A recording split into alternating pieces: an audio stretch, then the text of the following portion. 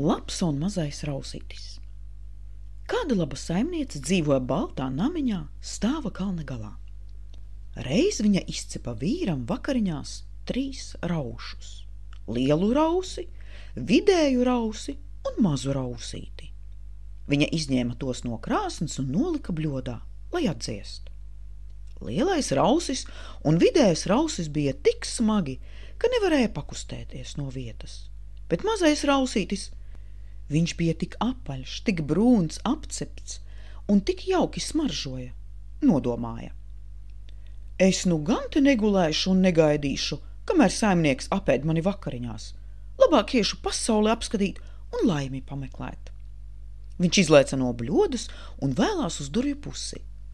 Kā jau teikts, labās saimnieces namiņš bija stāva kalna galā, un rausītis nepaguva ne atskatīties, kad jau pa kaklu pa galvu novēlās lejā.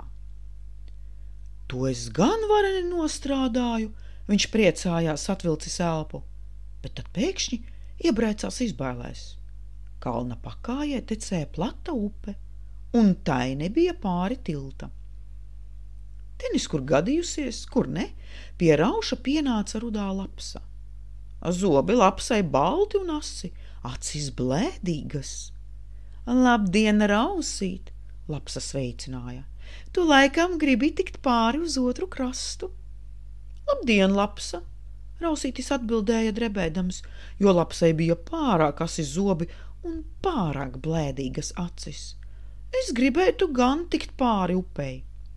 Es tevi pārnesīšu, lapsa piedāvājās.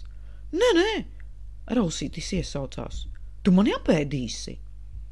Briesmīga vajadzība man te vēst. Lapsa izlikās traki apvainota. Nebaidies, es tev ne pirksta nepieduršu. Sēsties man uz astes gala, un es peldēšu pāri. Rausītis nomierinājās.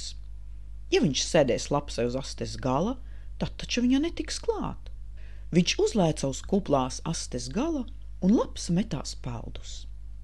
Viņi bija nopeldējuši jau 4. daļu upes, kad lapsa sacīja: Te ir dziļāks, apsēdies man uz muguras, citādi samirksi. Rausītis paklausīja un uzlēca lapsai uz muguras. Viņi sasniedza upes vidu. Te bija ļoti dziļš, un lapsa teica: Rausīt, uzsēdies man uz galvas starp ausīm, citādi samirksi. Rausītis paklausīja un uzsēdās lapsai uz galvas starp ausīm. Tā viņi nopeldēja jau 3/4 no ceļa, ūdens bija ļoti dziļš, un lapsa teica: Rausīt, uzsēdies man uz deguna, citādi samirksi. Rausītis paklausīja un uzlēca uz lapsas garā smailā deguna gala. Nabaga muļķītis, apaļais rausītis. Viņš nepaspēja ne lāga attupties uz lapsas degungala, kad lapsa nokratīja viņu no purna un sakampa zobos.